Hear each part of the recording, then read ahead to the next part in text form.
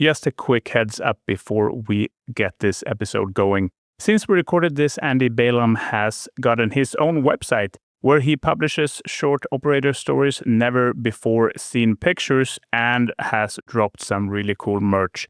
So go check that out on pseudobalaam.com, and he also has Instagram with the handle pseudobalaam. So feel free to follow and DM him there. And now, enjoy the episode.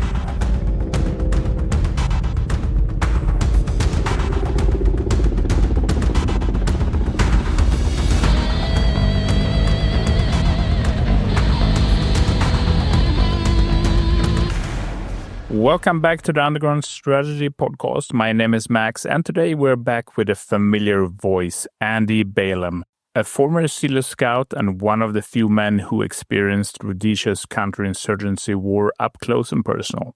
This is Andy's third time on the show. Last time we broke down Operation Long John, which was the Scouts' daring cross-border raid on Mapai. But today we are turning to something even more intense, Operation Eland. Another deep penetration mission launched in August 1976, targeting what was believed to be a major Sanla camp near Nyadzonya. The idea was to strike hard before they had the chance to regroup and hit back, but this operation brought more fallout, more scrutiny, and a lot more controversy. Just a heads up, this episode includes graphic descriptions of combat and violence, so if that is not for you, you better skip this one. Andy, it's great to have you back. How have you been since last time? No, I'm great, thanks, Max. I'm well. I'm looking forward to this interview, and I'll try my best to make it interesting. That is great to hear, Andy. And I will say this, the response to your previous episodes has been overwhelming. I mean, people really connect with your stories, and I think it's because you don't sugarcoat anything, really. And they keep asking for more, so here we are again. Let's start with the bigger picture. Just a few months before Operation Eland in June 76, you carried out this Operation Long John that put serious pressure, I would say, on Sanla and disrupted their movement corridors into Rhodesia, even if it was not the greatest success for the Scouts. But they weren't just falling back, they were consolidating, building strength across the border in Mozambique, especially in the Thrasher operational area. Now, Nyadzonya had already been on your radar for some time, but the raid on Mapai ended up being launched first. Was that about pressure to act, or was it more about proving that a deep strike like that could even work? And once Long John was over, how did that shift the thinking around going after Nyadzonya? I can just go back a little bit. Nyadzonya, the raid on Nyadzonya, or the camp at Nyadzonya, that came up a lot earlier than Mapai. We'd been hearing stories about this camp on the Pungwe River and Nyadzonya River, but we could never ever pin it down. So this was before Mapai even took place.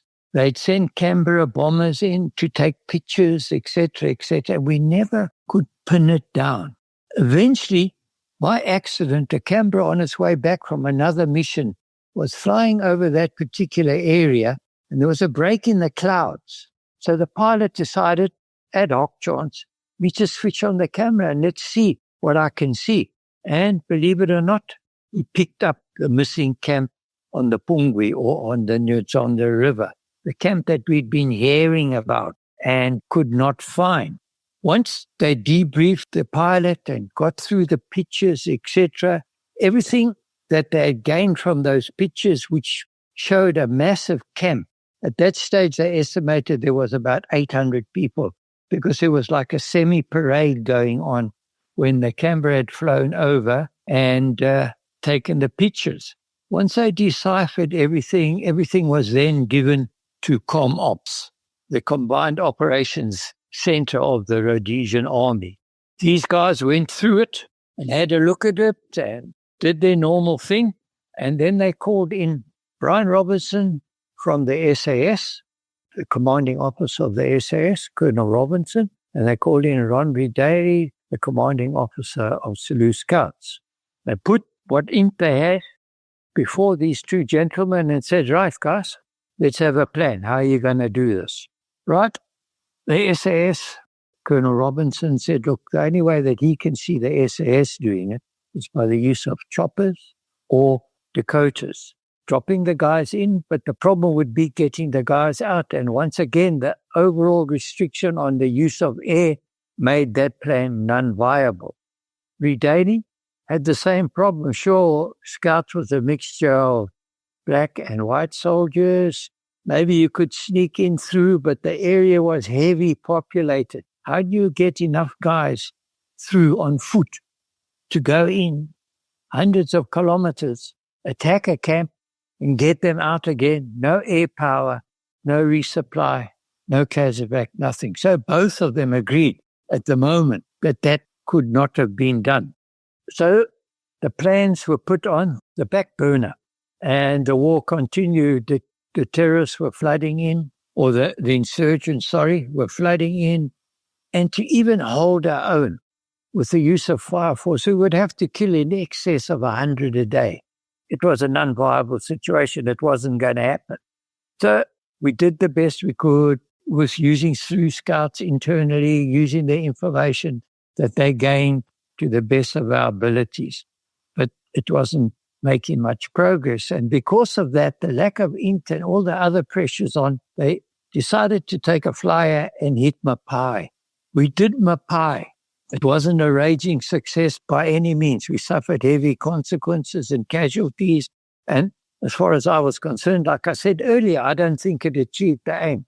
But what it did do, the important thing it did do, it did show that the flying column, if used correctly with the right int and the right guys, was a feasible option. It gave you that option to get into Mozambique, to hit the deep situated camps and resupply better depots, and if you're on your toes, get out again. So once this was now done and dusted, Redaly now had another weapon in his hands. He had the flying column. Knowing con ops, you must understand, Redaly and combined operations were not good friends. A lot of those colonels that sat on their fat asses and did nothing used to call Redaly a jumped up corporal. So it wasn't a place that he liked to go. He wasn't welcome there. Redaly took me, I was coming home. One day I was walking around the camp there at Selous Scout in Salisbury, our main camp at Nkoma. I was a bit hungover. I was dressed in a pair of camouflage denims, a shirt, beret, pair of fellies, barefoot with my peltschoons on. He said to me, "What you doing?" I said, no, I'm doing nothing. You know, I mean, I'm sorry, sir, but you know, I'm a bit under the old. He said, no, it's not a problem. Jump in. I want you to come with me to Com Ops. I said, yeah, okay. You know what I mean? So sure. I mean, what do you want me to do when we get to Com Ops? He said, no, I'll take you inside. I'm going to sit you down on a bench. I want all those useless, want of a better words, assholes in Con Ops to see what a real soldier looks like. Okay, this is a fact, what I'm telling you now. So I jumped in there with my hangover. Redaly was driving, I think it was a Peugeot. That was his staff car, and off we went to Com Ops. I went in with him, sat down on the bench where he told me to sit, and that's what I did. I didn't stand up and salute all the colonels. I did nothing. I just sat there with my long hair, scraggly beard, sweating like a stuffed pig with a monstrous bubulus. I mean, every soldier in the world knows that sometimes performing with a monstrous hangover is one of the hardest things we will ever do. But at this point, the camp is confirmed, the numbers are climbing fast, but with walls tied up elsewhere, Redaly still had to walk into Com Ops and pitch it himself. Was the pushback really about the scale of the target, or was it more about where the plan was coming from at this point? Let's jump back to where we are now. He's got himself a new weapon, the flying column. And like I said, he knows Com Ops. He's going to have uphill there. Don't even bother. But he did have a direct line to Walls, the supreme commander of the Rhodesian forces. So what he did, he made an appointment with Walls and took with him a guy by the name of Winston Hart, one of our top security branch operators with him. And they went to Walls and they presented their case of using a flying column to get into Pungwe or the training camp Nyadzonya. Walls was a bit skeptical from what I can gather. to start off with, but by the end of the presentation, which took, I believe, many hours, he was all on sides. Unfortunately, he had also had previous commitments and he was going to be unavailable for about 10 days, which means that Ridadi would have to go to ComOps and present this to ComOps without Walsh sitting there. But to overcome this, Walsh said, and he did it in front of Ridadi, he phoned ComOps, gave them the story and told them that his full backing was behind this operation. And as far as he's concerned, he cannot see any reason why it would not and should not go ahead.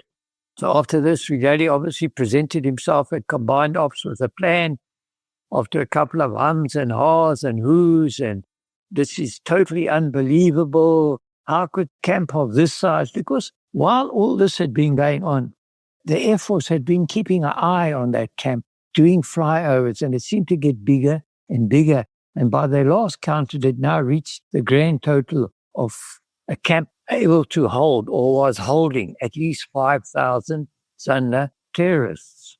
So, excuse the chip in, but Ridadi gets there, he puts his case forward, and everybody's jumping up and down, and the colonels all wanting to know how such a big camp got to be established to reach its size it did without the Rhodesian security forces knowing, the normal run-of-the-mill story. In the end, Ridadi got the go-ahead. He got supported by Hickman, who was the head of the army there, or no, chief of the army, and then he fell in line with the wishes of Walsh, and the go-ahead was given with the normal restrictions on air power. I mean, though Walsh did say that if we did drop in big-time junk, he would be prepared to use the Hunters. And, of course, Kazabaxi will be prepared to use the helicopters. Right. I mean, 5,000, that is like edging into Rorke's Drift in reverse. Jesus. But the heavy action is also a go, intel is solid, and you have just proven that the flying column works. But this wasn't Mapai. How did you scale up for something like this? That's correct. That's perfectly correct, Max. So now we have to jump up in size.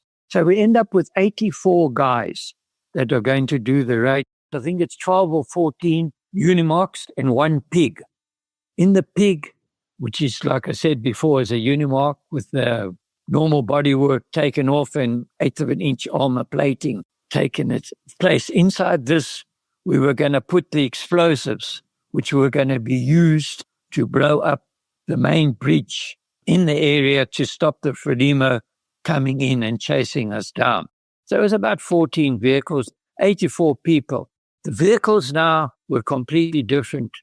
They were armed to the teeth, from 12.7s, 5.0 Brownings, 7.62 twin MAGs, and to whatever else we could get our hands on and mount. The Air Force, in fact, even offered us some, I think it was 30mm cannons from Vampire fighter aircraft that they had, which we looked at with big eyes because it would be ideal. But unfortunately, they're air-cooled. So the cooling would presented a problem which made them unviable for us to use on the attack. And going for us, providing we arrived there at around about 8 o'clock in the morning when the muster parade was taking place, and we got there on time and we could get into extended line, overlooking the parade ground and the muster parade, it could be like shooting fish in a barrel.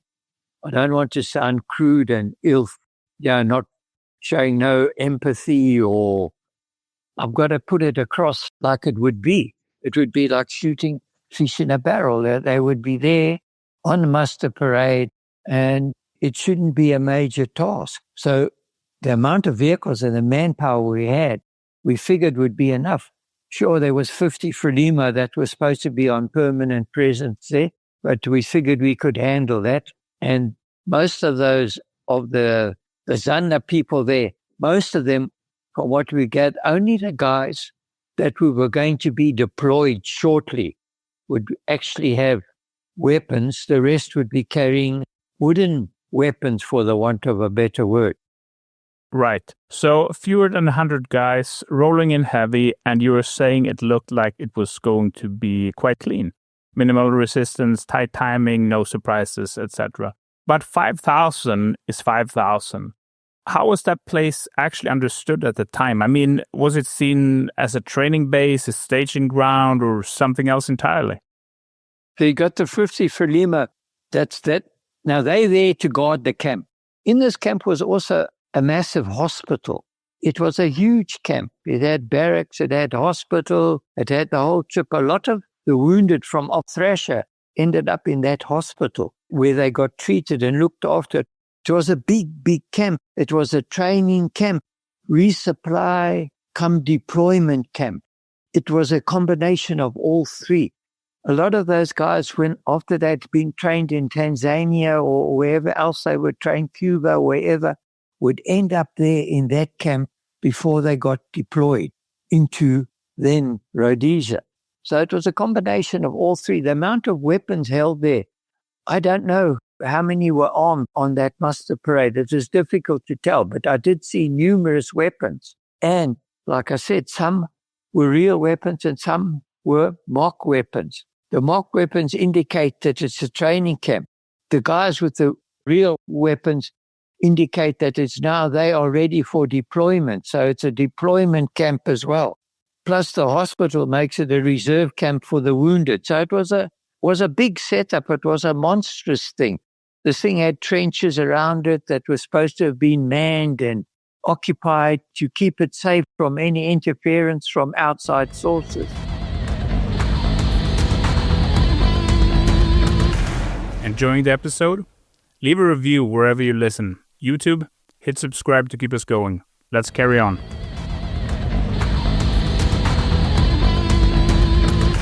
All right, so by now you're actually looking at something fully built, not just a camp, but a full chain with logistics and everything, guys rotating in, wounded cycling back, weapons coming through, and all of that. You got scale, depth, and timing pressure. And once it hits that point, it's actually not about reacting anymore. It's about breaking the system before it kicks back, right? So when this finally got green-lit, how did you start shaping it? What did planning actually look like before it hit this deep? There was various plans. I mean, we had plan A and plan B, and the one plan was we'd arrive on the parade ground. We had a sergeant with us. I think he was on loan from SAS. I'm not sure. This is just, I can't back that up. I'm not sure. But he could speak Portuguese. Now, in amongst that lot, there was a lot of high-ranking guys that we would have loved to get our hands on that would help shorten the war or help us win the war. The plan for this guy, when everybody was on parade, he was going to give them a big speech about, they've come there because there's an internal revolt against the hierarchy, and there are several people involved in this, and they're here in this camp at Nyadzonya, and he's going to read out their names, and they must present themselves to the extended line of vehicles where we would be, and they would be taken away for further questioning. Stuff like they mustn't look on this like they've been proven guilty. This is just for them a chance to prove that they weren't guilty. And then there was another plan of trying to get hold of the guys in the hospital. There was a whole various setup going on there. And what it ended up in the end is we arrived and it just got out of control. There was no control over those people on the parade ground. Let's hold on that moment for a second. I want to come into it clean, because what you're describing here, even if it sounds chaotic in the end, it's still a deception led off. That's the Scouts' whole angle, right? Disguise, insertion, misdirection, and all of that. But here you're not blending in with locals. You're trying to pass us through Limo with guns on trucks. That's a really big swing. What was the thinking behind that? What were you told going in? Right. Our plan was we took our Unimogs, etc., and we made them to look as much as we could as the same as what the Frelimo were using. We dressed as we thought with what we had as the Frelimo would dress. We had no full-on deception plan other than the fact that we were going to be darkened up. We were dressed like them. In the front vehicle, we had Morris Nyadzonya, who plays a major part. He was going to handle anything from the Zandler side. Any questions from the Zandler side were going to be handled by Morris Nyadzonya, who was a secretarial commander, high-ranking dude. From the Portuguese side, or the Frelimo side, we had that sergeant, Guerreira, something like that, I think, from the SAS, who was going to handle all the questions put to them by Frelimo. The actual plan of what we were doing on the road, why we were on the road, I am not too sure, other than that the plan that we were going to go and visit the camp at Nyadzonya with the plan that I explained earlier on about being an internal revolution or dissatisfaction against the high-ranking guys in Lusaka, etc. We were on our way to that camp to go and clean it out and take it from there. As far as I'm concerned, it was a fly by the seat of your pants and hope that everything fell in according to plan. If we got stopped at a boom, we were just going to play it off the cuff. We were going to try that story about the internal revolution or insurrection, and we were going to fly by the seat of our pants. That's what we were going to do. I went to the briefing. Nobody said much. Unless they had another briefing I didn't attend to. But that was it, boy. It was straight down the middle with bags of smoke. Yeah, that's it. That's the best answer I can give you on what deception plan we had. As far as I know, I was never told any specific thing, we're going to do this or we're going to do that. Nothing at all. All we had was Sergeant Guerreira to handle the Frelimo, and we had Morris Nyadzonya to handle the Zandler. And we had a whole lot of guns and bullets, and we were going to bullshit our way through. That's it. I mean, this got deep shades of those early SOE drops into France, you know, rolling in with the cover story and hoping the uniform buys you just enough time. But it actually only works if someone on your side knows the ground, right? And Morrison wasn't just there for the language. He had been on the inside. He knew the layout, the hierarchy. That's a different level of asset when you're bluffing your way into a fortified camp. Even if that was bread and butter for you guys, I still think you don't take enough credit for pulling it off. But just to double check, Morrison, he was former Sanla, right? And he had defected. Yeah, he got captured. He comes from Op Thrasher. That was his area there on the border with Mozambique. We used him. He captured a couple of gangs for us. I covered that in that book of mine, Skuzapu. And then he became available. He knew the camp. He'd been there. He knew the hierarchy. He was the guy that, if we hit the problems, he was the guy that was going to unlock the door for us to get in. I mean, that's the part people miss when they talk about deception. It is not just about what you wear and what story you tell. It's about conditions. You try this in daylight and someone's going to spot the wrong boots or the wrong man holding rank or radio they shouldn't have, etc., etc. But at night, people fill in the blanks. You show just enough shape, just enough confidence, and they will do the rest for you, basically. We were confident that it would work, providing we didn't get too many questions, get too up close in the face with anybody. We were confident that we could get in and we could get out, providing we didn't have any major hiccups or hang-ups. We thought we could pull it off because darkness is, you can do many things in darkness, Max, that you wouldn't even think of doing during the day. You know, it covers a whole lot of sins and mistakes and bad things you've done, and darkness is the key. If we had tried that during the daytime, I don't think we would have made it. The key to this whole operation is the fact that we did it at night. I definitely agree. Darkness is a key factor, and the darkness covers both our sins and the blood on our hands. The business end of war is definitely not pretty. So I think we're at a point where we are shifting gears. We are nudging right into the attack phase now. Could you walk me through the approach? Where did the movement begin, and how did the crossing into Mozambique actually go? Okay, so we basically crossed in on the night of the 8th of August, 1976. We crossed in just a little bit down from a town called Umtali. We hooked up with a dirt road and we wound our way down the side of a hill going into Mozambique. I was in the last vehicle with the mortars. I had two 81mm mortars and a couple of guys with me to man the mortars with the ammunition, etc. So I could see everything unfolding in front of me. And I tell you now, as I stood there at the back of this vehicle as we were going down the twisty road, down the hill, how we ever thought we were ever going to get away with this, I don't know. I know I previously said, yeah, during the darkness we can do this, do that. It's not a problem. But at the same time, now when I think back and I look at this, because this route had been recce, and on the same route, nearby a village, the Frima had a little outpost, border post, if you want to call it, that was always manned during the day.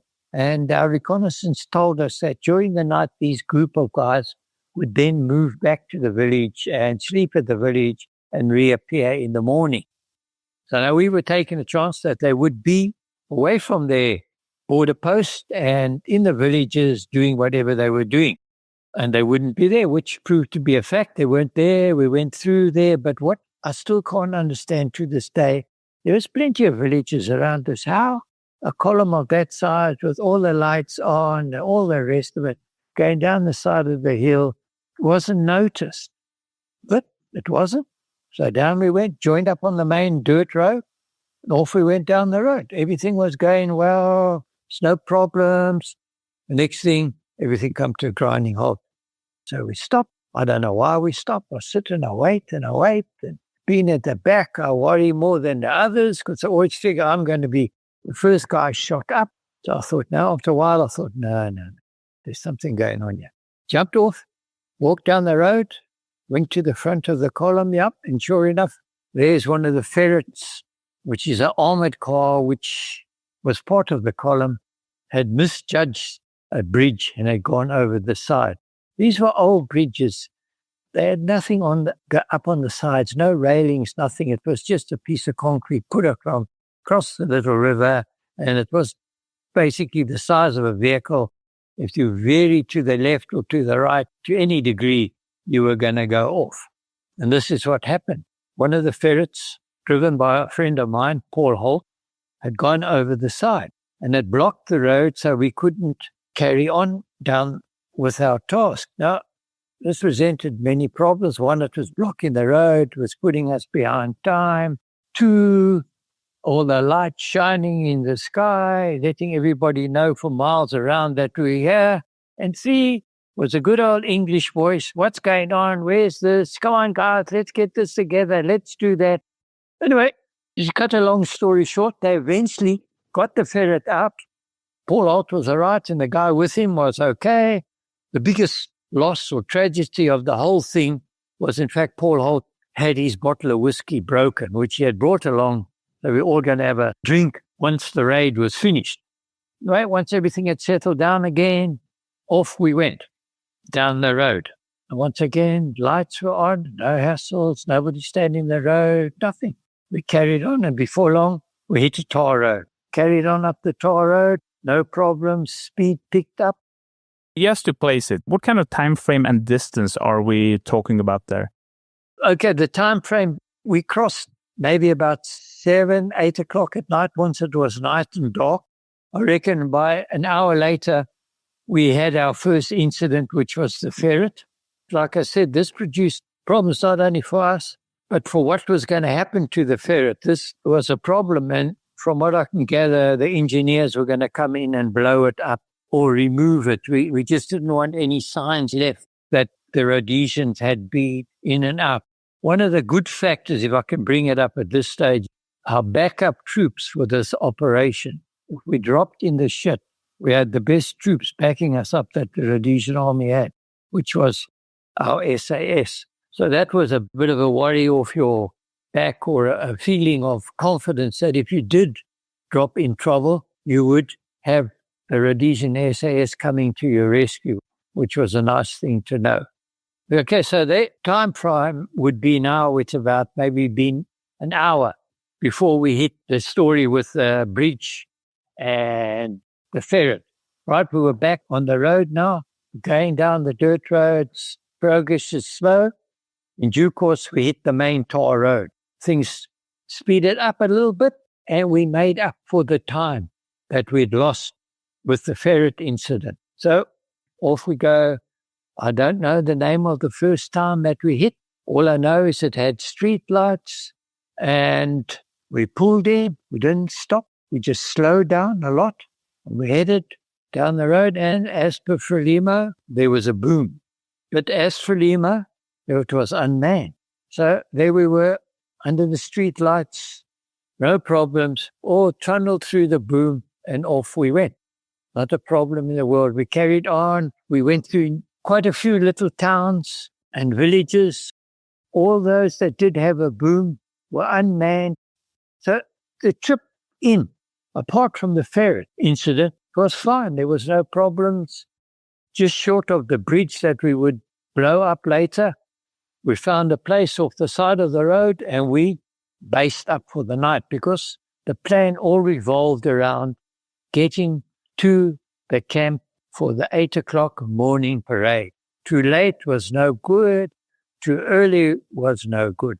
We had Morris and Yaki with us, and he figured if we stopped where we are and we left at X time, we would arrive at the base at Y while the parade was on, or while the parade was being formed. So we based up for the night. I know that feeling too well. Something happens, a vehicle breaks down, you're stuck in canalizing terrain. It's a bad place, and it just starts creeping in on you. I had that more than once in Afghanistan. I mean, you don't have contact yet, but you're sitting there too long, too still, and it's just the wrong kind of quiet, you know? But you guys, you push through, and now you're deeper in. You're spending the night behind enemy lines. So what was the mood like at that point? Were you still confident, or was there real tension creeping in? From when we crossed that border to when we left after the raid, nowhere along the way did I feel that we wouldn't accomplish what we wanted to do. But at the same time, I didn't feel anything. I sat there on the back of the vehicle, went through the towns. Those thoughts came into my mind like, oh, look at that, oh, look at this. It just sat there like a zombie. Just sat there. Felt nothing, saw nothing, said nothing. That was the feel that I had. I don't know about the other guys. I was traveling with my friend Pete Mack. We didn't say much. I think we talked. We pulled up into the lager. Everybody seemed to be quite happy, content.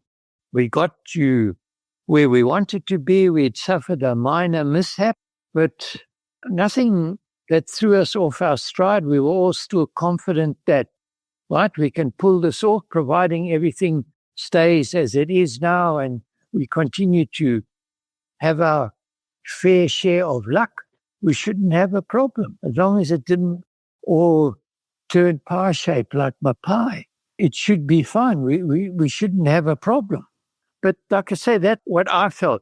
Whatever happened when I was in tension, I always used to seem to, I don't know, leave the body there. And, I was there, but I wasn't there type situation. But hey, as far as I'm concerned, everybody else was in good morale and we were all ready to go. Yeah, I get that. I've done the same. When pressure's up, something switches off. You're still there, but not really. That's it. Yeah, there you go.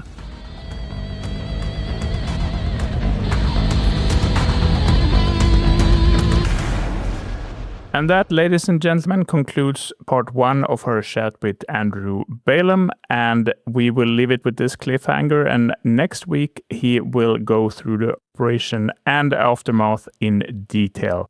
So thank you for listening. And until next time, bye-bye.